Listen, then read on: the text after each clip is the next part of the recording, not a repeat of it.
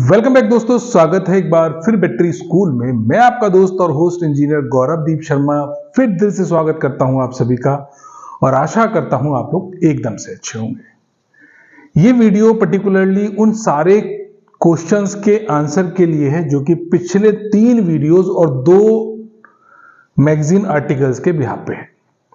बहुत सारे क्वेश्चंस हैं, जवाब धीरे धीरे दूंगा, पर आज 19 अप्रैल है और मैं आशा करता हूं कि जो भी मतदान आज करना था जिन लोगों ने, वो सब कर चुके होंगे।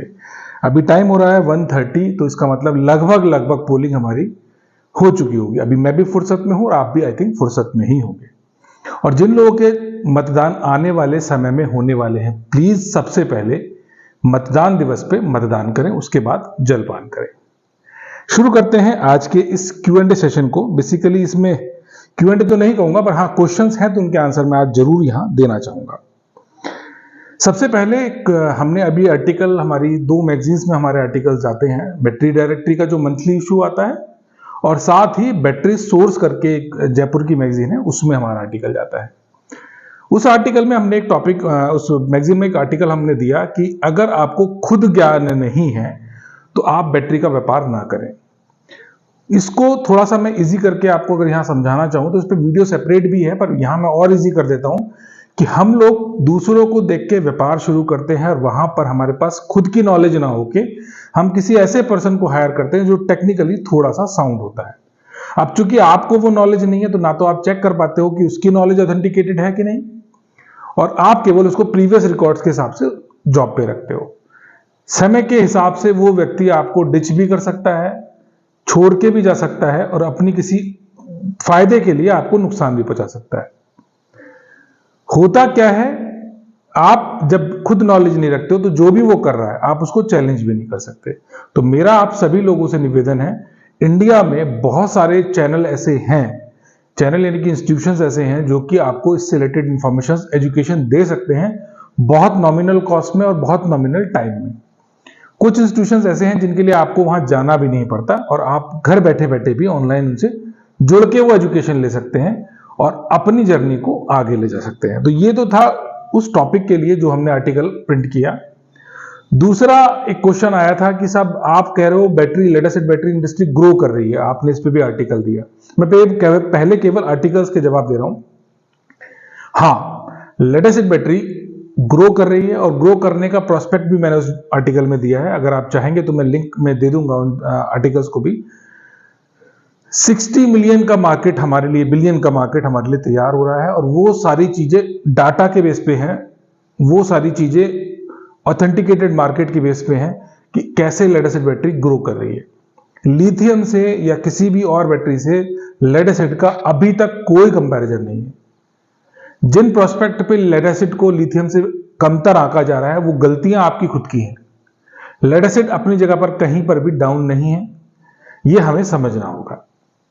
आते हैं तीसरा, एक बहुत मजेदार वीडियो हमारी पिछले टाइम में रही है, वो है रीजनरेशन के ऊपर। तो लगभग 20 ऐसे लोग हैं जिनके नाम के साथ मैं यहां कोट कर सकता हूं आपको, जिनके फोन मेरे पास आए हैं, जिन्होंने वो मशीन ली हुई है रीजनरेशन की, और वो सारे के सारे लोग हो रहे हैं और एक मशीन की कीमत लगभग 6 लाख रुपए है। तो मोटा मोटी अगर मैं पकड़ूं तो 1,20,00,000 रुपए का स्कैम है जो लोगों के साथ हो चुका है और लोग अभी भी उस पर विश्वास कर रहे हैं। जो लोग ये वीडियो देख लेते हैं वो शायद बच जाते हैं और जो लोग इस वीडियो से नहीं देख पाते, वो कंपनियां आज भी अपने आप को बढ़ चढ़ के एडवर्टाइज कर रही है। रीजनरेशन को समझना जरूरी है, मशीन्स को समझना जरूरी है, उनकी लिमिटेशंस को समझना जरूरी है। अन्यथा ये जो 1,20,00,000 का नुकसान मैं बता रहा हूं, ये नुकसान 5-10 करोड़ का भी हो सकता है। या जो लोग अभी रिपोर्ट नहीं कर रहे, उनको लगता है कि शायद हम उनकी कोई हेल्प कर पाए। देखिए, मेरा उनसे कोई दुश्मनी नहीं है जो लोग मशीन बना रहे हैं। मेरा आप लोगों से प्यार है, इसलिए मैं आपको आगाह करता हूं कि उनकी क्या लिमिटेशंस है। हर जगह पर वो मशीन कामयाब नहीं हो सकती, ये आपको समझना होगा। आते हैं अगले क्वेश्चन पे। मेरे से यहां पूछा गया है कि रीजनरेशन के बिजनेस से आपको इतना द्वेष क्यों है। लेड एसिड जब बनती है तो एक पर्टिकुलर लाइफ साइकिल के लिए बनती है और उसके बाद में लेड एसिड में कोई रीजनरेशन काम नहीं कर सकता।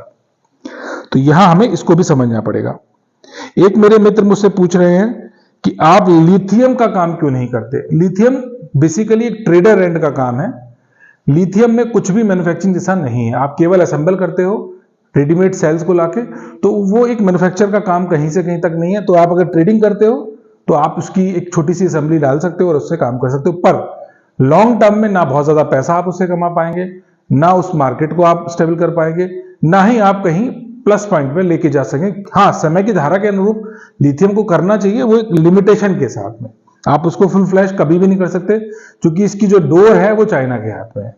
वो कब चाहे सेल्स की कॉस्ट बढ़ा दे, कब चाहे वो सप्लाई रोक दे, कब चाहे वो आपको सेकंड का सेल दे दे, आप नहीं समझ सकते।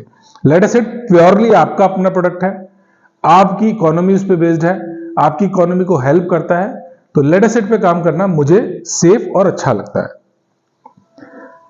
अगला जो कमेंट है वो कमेंट है कार्बनाइजेशन को लेके। कार्बनाइजेशन वो मेरा फील्ड नहीं है, इसलिए मेरे से आप उसमें वीडियो एक्सपेक्ट ना करें।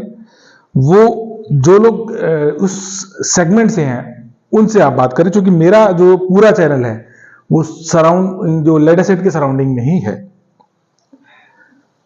नेगेटिव प्लेट को लेके वो बोल रहे हैं कि जो रीयूज्ड प्लेट है, मतलब प्लेट का जो नेगेटिव प्लेट जब बैटरी निकलती है बैटरी से, तो क्या हम उसको उसके मसाले को निकाल के रीयूज कर सकते हैं? बिल्कुल नहीं कर सकते, क्योंकि बात वहीं आती है, ऑक्सीडेशन का प्रोसेस कंप्लीट हो चुका है। आप उसको वापस से लेड कन्वर्ट करके उसको वापस आप रिसाइकिल करके तो उसे यूज कर सकते हो। अदरवाइज इस तरीके से पाकिस्तान की कुछ वीडियोस को देखो, आई थिंक आपको लगा होगा कि वो हम यहां यूज कर सकते हैं, पर वो प्रैक्टिकली काम नहीं करेगा। अगला है ई रिक्शा के लिए हम लोग क्या करें, ई रिक्शा में ऐसा क्या बदलाव करें कि हम अपनी बैटरीज की परफॉर्मेंस और अच्छी कर सकें। बहुत अच्छा क्वेश्चन है, इस पर वीडियो भी सेपरेट में दूंगा और दे भी चुका हूं। सुंदर सर हैं, एक जो CCRI में काम कर रहे हैं, प्रोफेसर हैं, PhD होल्डर है, और उनकी रिसर्च उस पर कंटिन्यू है। उन्होंने भी बोला है कि बैटरी की कंडीशनिंग करनी बहुत जरूरी है ई रिक्शा में, जब आप बैटरी को बैलेंस करते हो। अनबैलेंस होने की वजह से बैटरियां बहुत ज्यादा खराब होती हैं, बैलेंसिंग बहुत जरूरी है। उस पर आप काम कर सकते हो। बैटरी की पोलैरिटी चेंज कर दीजिए, पीछे की आगे, आगे की पीछे कर दीजिए। चारों बैटरियों को कॉमनली डिस्चार्ज, कॉमनली चार्ज कर सकते हो, DC डिस्चार्ज करके भी कर सकते हो। उस पर सेपरेट वीडियो मैं आपको जरूर दूंगा, पर हाँ, उन पे काम होना चाहिए। ई रिक्शा की बैटरी को आपको टाइमली बैलेंस करना जरूरी है। अधिकतर क्या होता है, पोल की वजह से वो बैटरी अनबैलेंस हो जाती है, और वो ओवरऑल चूंकि 4 का सेट है, 4 में कोई एक भी काम नहीं करेगी तो बैटरी खराब हो जाएंगी। ई रिक्शा बैटरी कौन सी अच्छी है? जो मैन्युफैक्चरर ध्यान दे रहे हैं वो अच्छी बना रहे हैं, जो ध्यान नहीं दे रहे वो राम भरोसे है। ग्रीन प्लेट में कितनी ग्रेविटी का एसिड डालें, ये पूरी कंपोजिशन होती है। एसिड डालना कोई ऐसा कोई जॉब नहीं है। कितनी सल्फेशन की स्पीड आप रखना चाहते हो उस पर ग्रेविटी डिसाइड करती है। आप 1180 भी डाल सकते हो, 1220 भी डाल सकते हो, 1200 भी डाल सकते हो, तो डिपेंड करता है कि आपकी फॉर्मुलेशन किसको सपोर्ट कर रही है। अधूरी बात नहीं मैं यहां बताऊंगा कि आप कितनी ग्रेविटी का, ग्रीन प्लेट से इसका कोई मतलब नहीं है। ग्रीन डालें या फॉर्मेशन में डालें, क्या आप सल्फेशन की स्पीड देना चाहते हो बैटरी को, आपके लिए लाइफ मैटर करती है या बैकअप मैटर करता है, उसके हिसाब से आप एसिड की ग्रेविटी डिसाइड करिए। 12 volt 150 H e rickshaw battery, 150 H पहली बात तो वो लोग देते नहीं है। होती है क्या? हाँ बिल्कुल होती है, हो सकती है, पर वो बनाते नहीं है जो आपको 150 एच करके दे रहे हैं। जैसे 220 का एक ट्रेंड चला है, 250 का एक ट्रेंड चला है, उसको भी समझने ये प्लेटफॉर्म नहीं है। क्योंकि मेरे कुछ मित्र हैं, इवन मैं खुद भी मैन्युफैक्चरर हूं, जो 200 एच की बैटरी, 220 एच की बैटरी बना रहे हैं। आप उसको जस्टिफाई कर सकते हैं, बट ये प्लेटफॉर्म नहीं है कि मैं बताऊं आपको कि उसको कैसे जस्टिफाई कर सकते हैं। तो बेहतर है कि हम सेपरेटली उस चीज को समझें। पर हां, जो बैटरी मार्केट में 150 एच में मिल रही है वो बिल्कुल भी 150 एच की नहीं है, वो आपको मिसलीड किया जा रहा है। तो ये सब कुछ था जो क्वेश्चंस आपने पूछे। अपने जो भी टॉपिक्स आप चाहते हो जिन पे वीडियोस हम लोग करें, आप अपने टॉपिक्स हमें भेजिए अपने कमेंट के थ्रू, मैं जरूर उनका आंसर करूंगा। वीडियो की फॉर्म में करें या वीडियो में क्वेश्चन आंसर की फॉर्म में करें। मिलेंगे जल्दी ही अगली वीडियो में, तब तक के लिए जय हिंद, जय भारत। और आज जो लोग वोट डालने से रह गए हैं, प्लीज अपना मतदान अवश्य करें। धन्यवाद।